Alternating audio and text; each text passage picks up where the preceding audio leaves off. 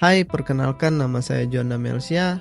Di video kali ini saya akan cerita sedikit tentang perjuangan pendidikan Indonesia dan apa yang bisa kita lakukan sebagai seorang guru.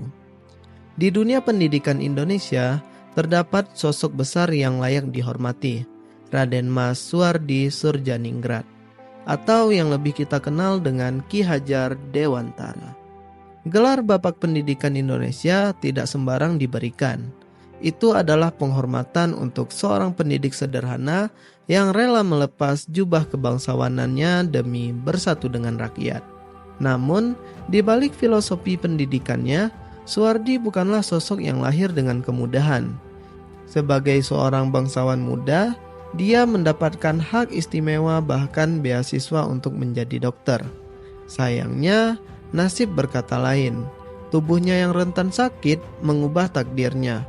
Kegagalan menjadi seorang dokter tidak membuatnya patah semangat. Suardi menemukan kekuatan baru di dalam pena dan kertas. Ia menjadi aktivis, pejuang, dan wartawan yang kritis terhadap penjajah. Bersama rekan seperjuangannya, Dr. Cipto dan Does Dekker, mereka merencanakan pergerakan untuk kemerdekaan pendidikan Indonesia. Meskipun Suardi dan rekannya sempat diasingkan ke Belanda, bahkan mendekam di penjara, semangat perjuangan tak pernah padam. Pengalaman itu malah memberinya pencerahan tentang pentingnya pendidikan.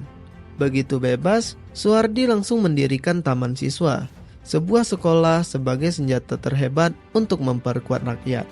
Ia rela turun dari zona nyamannya dan menggantikan nama kelahirannya dengan panggilan setara, yakni Ki Hajar Dewantara. Perjuangan melawan penjajah tidak selalu memerlukan senjata fisik.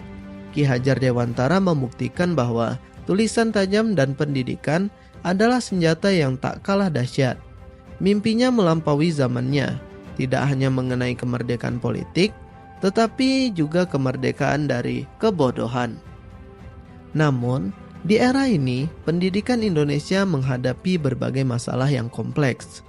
Meskipun pemerintah telah mengalokasikan dana yang besar, pendidikan Indonesia masih belum maju dan seringkali ditempatkan pada peringkat yang rendah dalam tes internasional. Jika diteliti, terdapat beberapa masalah serius yang menghambat pertumbuhan pendidikan Indonesia, mulai dari kurangnya kualifikasi dan kesejahteraan guru, yang mengakibatkan ketidakprofesionalan serta kurangnya kinerja dan motivasi guru.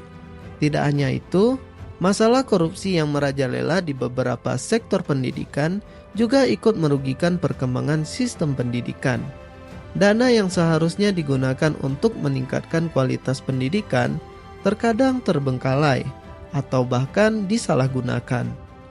Selain itu, di sisi lain terdapat masalah yang sering dihadapi oleh siswa, yakni ketidakpahaman terhadap tujuan materi yang dipelajari. Sistem pendidikan yang cenderung menghafal tanpa memberikan pemahaman menyeluruh membuat siswa sulit mengkaitkan ilmu yang didapatkan di sekolah dengan kehidupan sehari-hari. Hal ini dapat mengakibatkan kehilangan minat belajar dan menurunkan kualitas pembelajaran secara keseluruhan.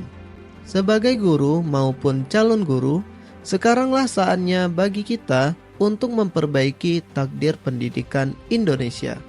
Seperti Ki Hajar Dewantara, kita harus berusaha memperbaiki masalah yang ada. Pendidikan adalah hak segala bangsa. Oleh karena itu, pertama, mari kita memperbanyak dan sebarkan ilmu secara luas melalui platform digital dengan cara yang kreatif.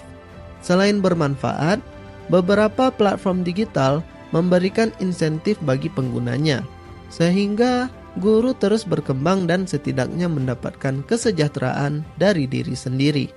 Kedua, untuk menghindari korupsi melalui pendidikan, tanamkan nilai kejujuran dan semangat usaha keras pada diri sendiri dan peserta didik.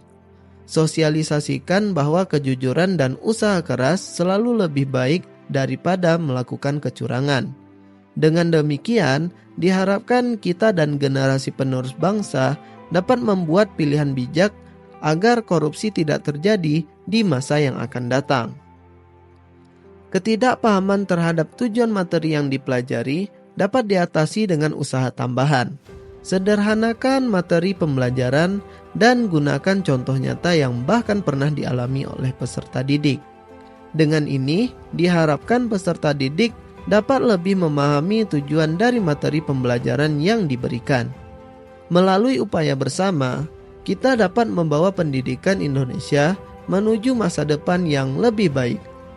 Seperti yang diingatkan oleh Bapak Wakil Presiden pertama kita, hanya satu tanah yang bisa disebut dengan tanah airku. Ia berkembang dengan usaha, dan usaha itu adalah usahaku. Mari berjuang untuk membangun pendidikan yang lebih baik, karena pendidikan adalah kunci kemajuan kita di masa depan. Terima kasih.